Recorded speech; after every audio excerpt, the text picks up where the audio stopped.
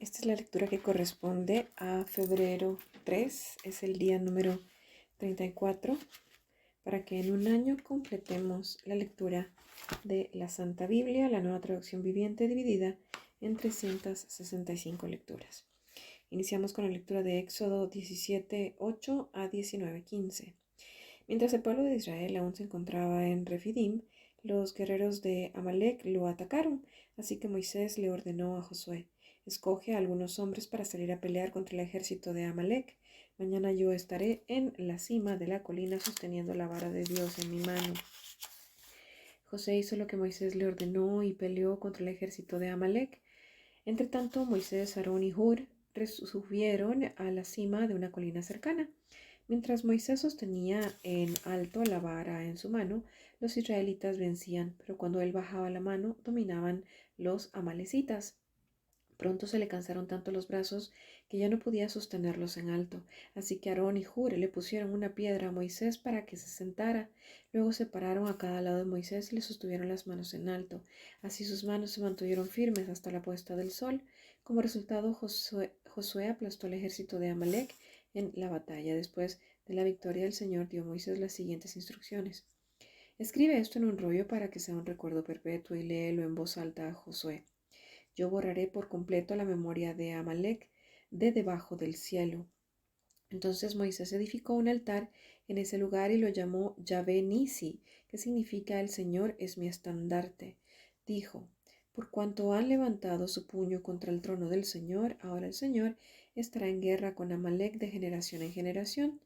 Jetro, el suegro de Moisés y sacerdote de Madián, se enteró de todo lo que Dios había hecho por Moisés y por su pueblo los israelitas, y oyó particularmente cómo el Señor los había sacado de Egipto. Anteriormente Moisés había enviado a su esposa Séfora y a sus 2 hijos de regreso a casa de Jetro, y él los había hospedado. El primer hijo de Moisés se llamaba Gersón, porque cuando el niño nació, Moisés dijo: He sido un extranjero en tierra extraña. A su segundo hijo lo llamó Eliezer porque dijo: el Dios de mis antepasados me ayudó y me rescató de la espada del faraón. Así que Jetro, el suegro de Moisés, fue a visitarlo al desierto y llevó consigo a la esposa y a los 2 hijos de Moisés. Llegaron cuando Moisés y el pueblo acampaban cerca del monte de Dios. Jetro le había enviado un mensaje a Moisés para avisarle: yo, tu suegro Jetro, vengo a verte junto con tu esposa y tus 2 hijos. Entonces Moisés salió a recibir a su suegro, se inclinó ante él y le dio un beso. Luego de preguntarse el uno al otro cómo les iba, entraron en la carpa de Moisés. Moisés le contó a su suegro todo lo que el Señor les había hecho al faraón y a los egipcios a favor de Israel. También les habló de todas las privaciones que habían sufrido a lo largo del camino y de cómo el Señor había librado a su pueblo de las dificultades.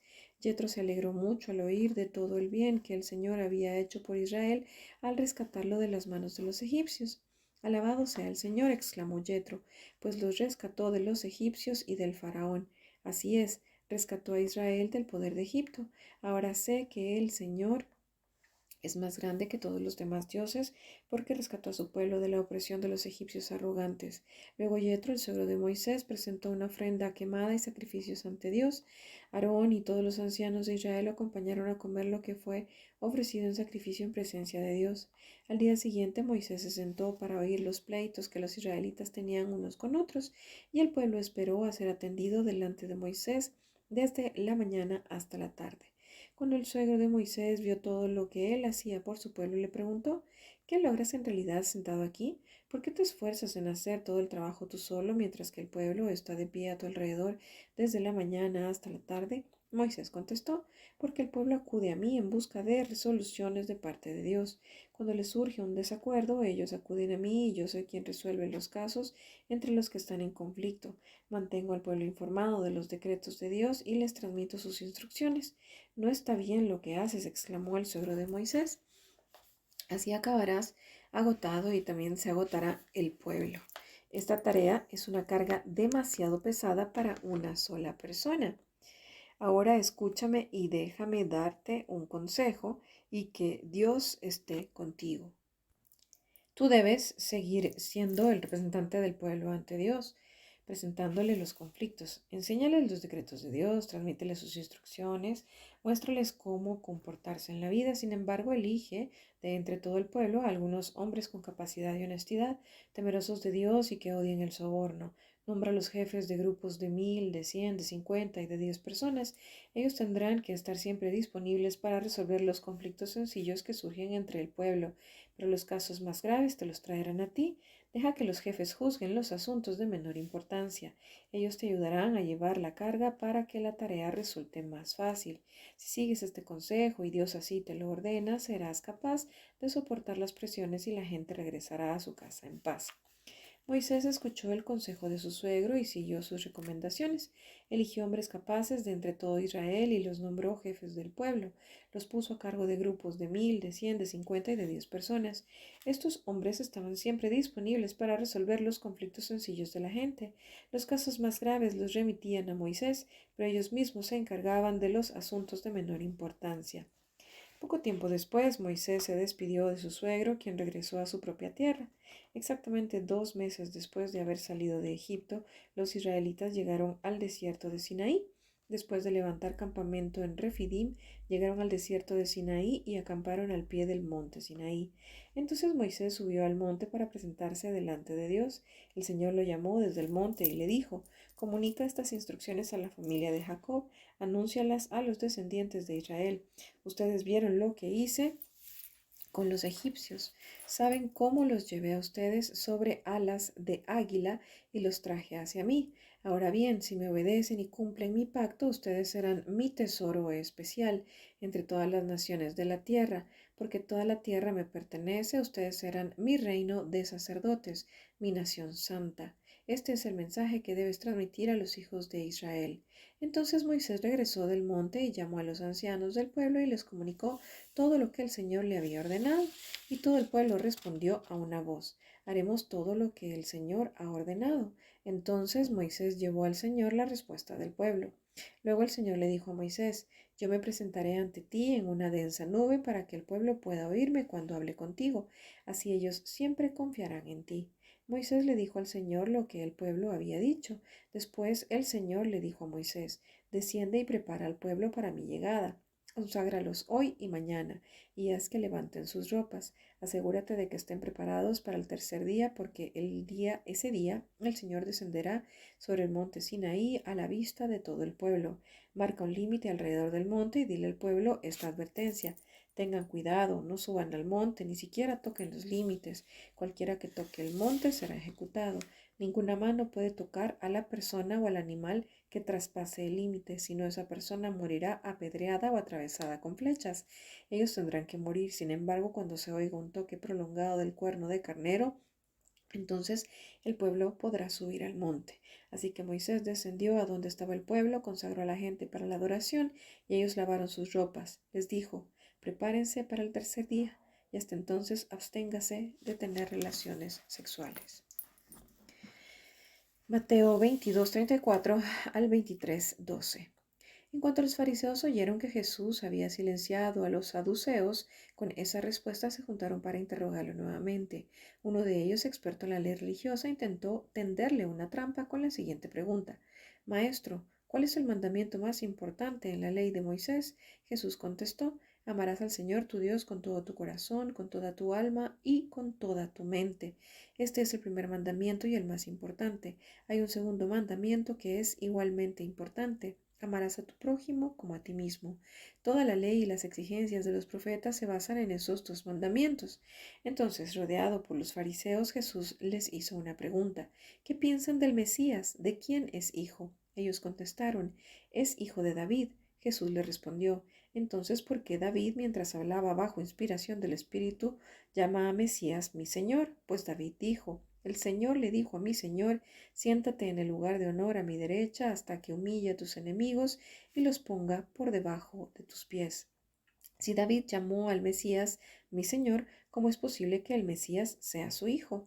Nadie pudo responderle y a partir de entonces ninguno se atrevió a hacerle más preguntas. Entonces Jesús les dijo a las multitudes y a sus discípulos: Los maestros de la ley religiosa y los fariseos son los intérpretes oficiales de la ley de Moisés. Por lo tanto, practiquen y obedezcan todo lo que les digan, pero no sigan su ejemplo, pues ellos no hacen lo que enseñan. Aplastan a la gente bajo el peso de exigencias religiosas insoportables y jamás mueven un dedo para aligerar la carga. Todo lo que hacen es para aparentar. En los brazos se ponen anchas cajas de oración con versículos de la escritura y usan túnicas con flecos muy largos.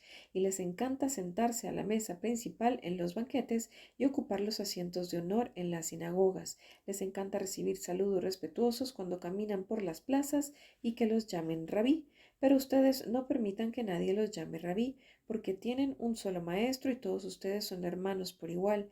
Además, aquí en la tierra no se dirijan a nadie llamándolo Padre, porque solo Dios que está en el cielo es su Padre espiritual, y no permitan que nadie los llame Maestro, porque ustedes tienen un solo Maestro, el Mesías.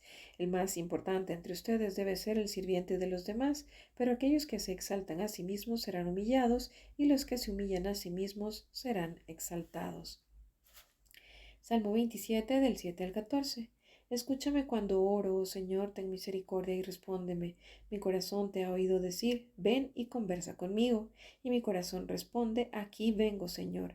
No me des la espalda, no rechaces a tu siervo con enojo. Tú siempre has sido mi ayudador.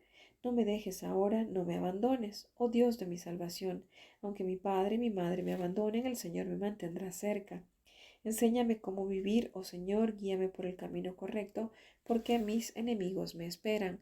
No permitas que caiga en sus manos, pues me acusan de cosas que nunca hice. Cada vez que respiran me amenazan con violencia. Sin embargo, yo confío en que veré la bondad del Señor mientras estoy aquí en la tierra de los vivientes. Espera con paciencia al Señor, sé valiente y esforzado. Sí, espera al Señor con paciencia.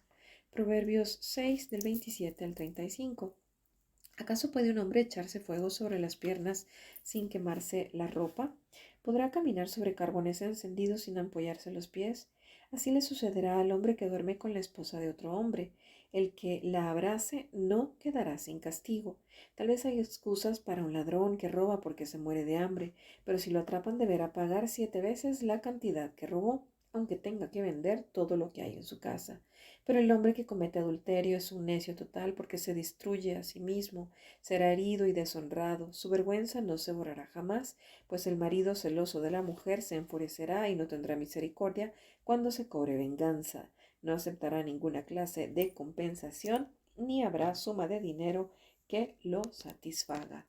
Esta fue la lectura que corresponde al día 34.